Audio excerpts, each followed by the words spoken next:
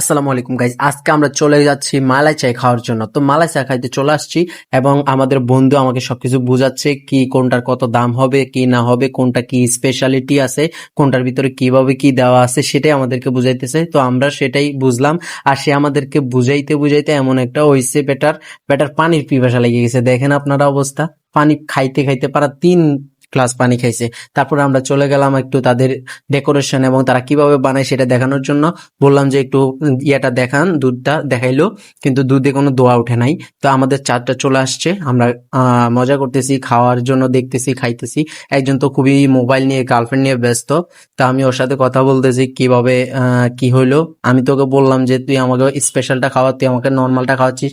ওই বললো যে আমি তোকে তো স্পেশালটাই খাইতে বলছি, তুই নর্মালটা নিলি কেন।